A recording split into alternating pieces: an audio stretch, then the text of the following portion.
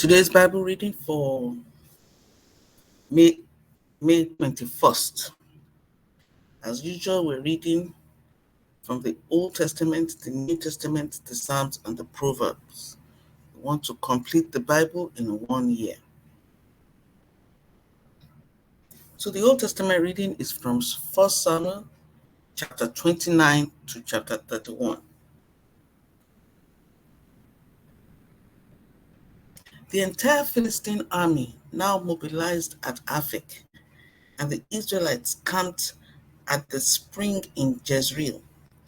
As the Philistine rulers were leading out their troops in groups of hundreds and thousands, David and his men marched at the rear with King Achish. But the Philistine commanders demanded, "What are these Hebrews doing here?" And Achish told them, "This is David, the servant of King Saul of Israel.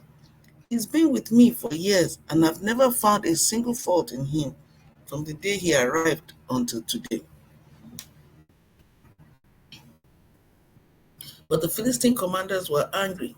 "Send him back to the town you've given him," they demanded. "He can't go into the battle with us. What if he turns against us in battle and becomes our adversary? Is there any better way for him to reconcile himself with his master than by handing our heads over to him? Isn't this the same David about whom the women of Israel sing in their dances? Saul has killed his thousands, and David his 10,000s. So Achish finally summoned David and said to him, "I swear by the Lord that you have been a trustworthy ally. I think you should go with me into battle, for I've never found a single flaw in you from the day you arrived until today. But the other Philistine rulers won't hear of it. Please don't be upset. Please don't upset them, but go back quietly." "What have I done to deserve this treatment?" David demanded. "What have you ever found in your servant that I can't go and fight the enemies of my lord the king?" But Achish insisted, "As far as I'm concerned, you are as perfect as an angel of God. But the Philistine commanders are afraid to have you with them in the battle. Now, get up early in the morning and leave with your men as soon as it gets light."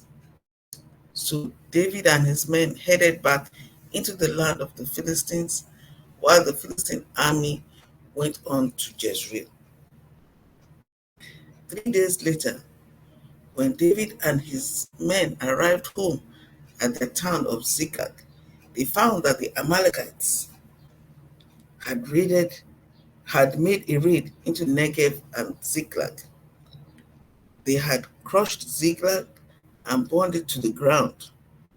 They had carried off the women and children and everyone else, but without killing anyone. When David and his men saw the ruins and realized what had happened to their families, they wept until they could weep no more. David's two wives, Ahinoam from Jezreel and Abigail, the widow of Nabal from Carmel, were among those captured. David was now in great danger because all his men were very bitter about losing their sons and daughters, and they began to talk of stoning him. But David found strength in the Lord his God. Then he said to Abiathar the priest, "Bring me the ephod." So Abiathar brought it. Then David asked the Lord, "Should I chase after this band of raiders? Will I catch them?" The Lord told him, "Yes, go after them. You will surely recover everything that was taken from you." So David and his 600 men set out, and they came to the brook Besor. But 200 of the men were too exhausted to cross the brook. So David continued the pursuit with 400 men. Along the way, they found an Egyptian man in a field and brought him to David. They gave him some bread to eat and water to drink. They also gave him part of a fig cake and 2 clusters of raisins, for he hadn't had anything to eat or drink for 3 days and nights. Before long, his strength returned. To whom do you belong, and where do you come from? David asked him. I am an Egyptian, the slave of an Amalekite, he replied. My master abandoned me 3 days ago because I was sick.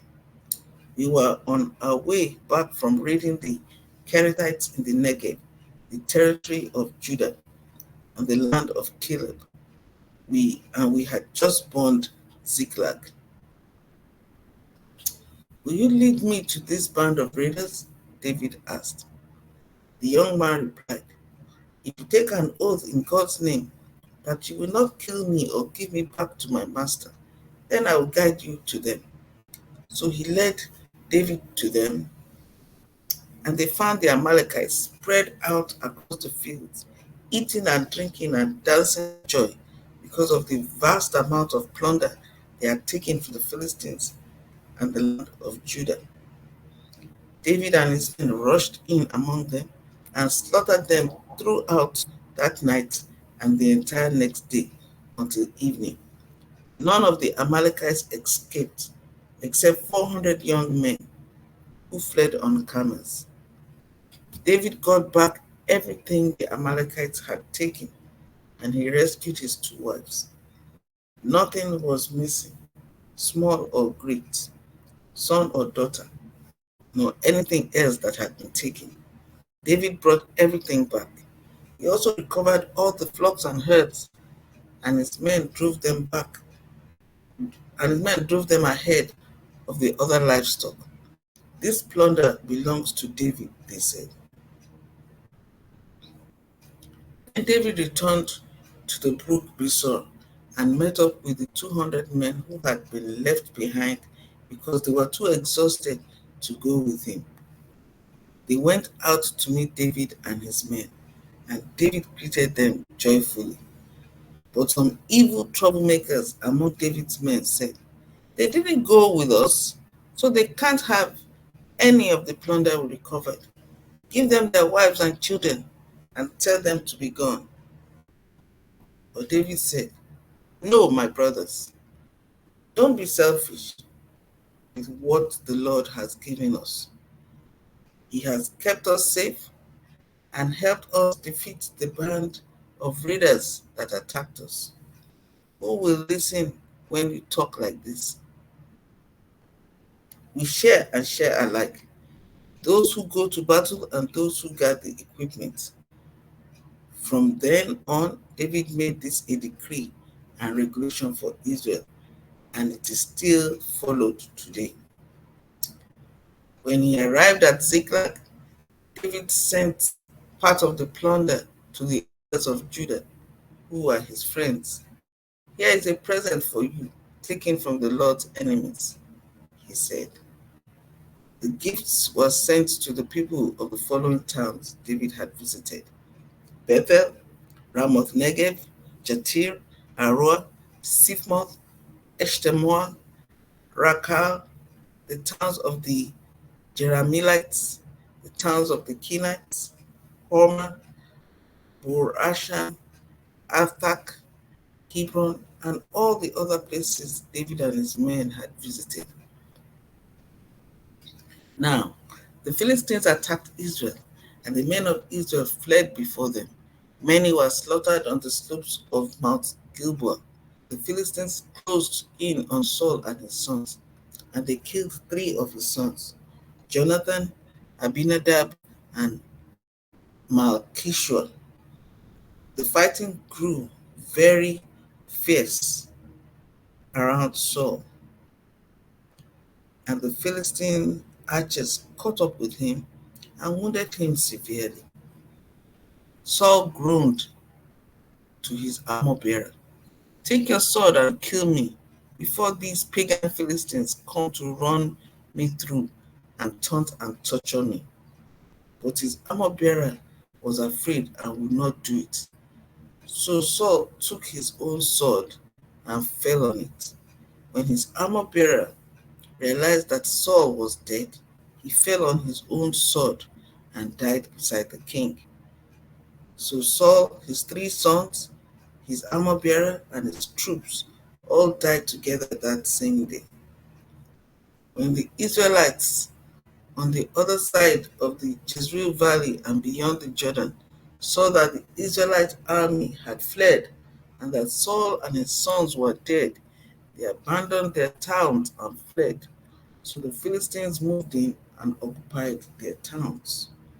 The next day, when the Philistines went out to strip the dead, they found the bodies of Saul and his 3 sons on Mount Gilboa. So they cut off Saul's head and stripped off his armor. Then they proclaimed the good news of Saul's death in their pagan temple and to the people throughout the land of Philistia. They placed his armor in the temple of the Ashtoreths, and they fastened his body to the wall of the city of Bethshan. But when the people of Jabesh Gilead heard what the Philistines had done to Saul, all their mighty warriors traveled through the night to Bethshan and took the bodies of Saul and his sons down from the wall. They brought them to Jabesh, where they burned the bodies. Then they took their bones and buried them beneath the tamarisk tree at Jabesh, and they fasted for 7 days. So that's the reading of the Old Testament. The New Testament reading is from the Gospel of John, chapter 11, verse 55 to chapter 12, verse 19. It was now almost time for the Jewish Passover celebration, and many people from all over the country arrived in Jerusalem several days early so they could go through the purification ceremony before Passover began. They kept looking for Jesus, but as they stood around in the temple, they said to each other, "What do you think? He won't come for the Passover, will he?" Meanwhile, the leading priests and the Pharisees had publicly ordered that anyone seeing Jesus must report it immediately so they could arrest him. 6 days before the Passover celebration began, Jesus arrived in Bethany, the home of Lazarus, the man he had raised from the dead. A dinner was prepared in Jesus' honor. Martha served, and Lazarus was among those who ate with him. Then Mary took a 12-ounce jar of expensive perfume made from essence of nard, and she anointed Jesus' feet with it, wiping his feet with her hair. The house was filled with the fragrance. But Judas Iscariot, the disciple who would soon betray him, said, "That perfume was worth a year's wages. It should have been sold and the money given to the poor." Not that he cared for the poor, he was a thief, and since he was in charge of the disciples' money, he often stole some for himself. Jesus replied, "Leave her alone. She did this in preparation for my burial. You will always have the poor among you, but you will not always have me." When all the people heard of Jesus' arrival, they flocked to see him and also to see Lazarus, the man Jesus had raised from the dead. Then the leading priest decided to kill Lazarus too, for it was because of him that many of the people had deserted them and believed in Jesus. The next day, the news that Jesus was on the way to Jerusalem swept through the city. A large crowd of Passover visitors took palm branches and went down the road to meet him. They shouted, "Praise God! Blessing on the one who comes in the name of the Lord. Hail to the King of Israel." Jesus found a young donkey and rode on it, fulfilling the prophecy that said, "Don't be afraid, people of Jerusalem. Look, your king is coming, riding on a donkey's colt." His disciples didn't understand at the time that this was a fulfillment of prophecy. But after Jesus entered into his glory, they remembered what had happened and realized that these things had been written about him. Many in the crowd had seen Jesus call Lazarus from the tomb, raising him from the dead, and they were telling others about it. That was the reason so many went out to meet him, because they had heard about this miraculous sign. Then the Pharisees said to each other, "There's nothing we can do. Look, everyone has gone after him." So that's the reading from the New Testament. The reading from the Psalms, Psalm 118, verses 1 to 18. Give thanks to the Lord, for he is good. His faithful love endures forever. Let all Israel repeat, his faithful love endures forever. Let Aaron's descendants, the priests, repeat, his faithful love endures forever. Let all who fear the Lord repeat, his faithful love endures forever. In my distress I prayed to the Lord, and the Lord answered me and set me free. The Lord is for me, so I will have no fear. What can mere people do to me? Yes, the Lord is for me. He will help me. I will look in triumph at those who hate me. It is better to take refuge in the Lord than to trust in people. It is better to take refuge in the Lord than to trust in princes. Though hostile nations surrounded me, I destroyed them all with the authority of the Lord. Yes, they surrounded and attacked me, but I destroyed them all with the authority of the Lord. They swarmed around me like bees. They blazed against me like a crackling fire, but I destroyed them all with the authority of the Lord. My enemies did their best to kill me, but the Lord rescued me. The Lord is my strength and my song. He has given me victory. Songs of joy and victory are sung in the camp of the godly. The strong right arm of the Lord has done glorious things. The strong right arm of the Lord is raised in triumph. The strong right arm of the Lord has done glorious things. I will not die, instead I will live to tell what the Lord has done. The Lord has punished me severely, but he did not let me die. So that is the reading from the Psalms. Now the reading from the Proverbs. Proverbs chapter 15, verse 24 to 26. The path of life leads upward for the wise. They leave the grave behind. The Lord tears down the house of the proud, but he protects the property of widows. The Lord detests evil plans, but he delights in pure words. So that's the end of the reading for today, May 21st. May the Lord God Almighty bless the reading and hearing of his word in Jesus Christ's name.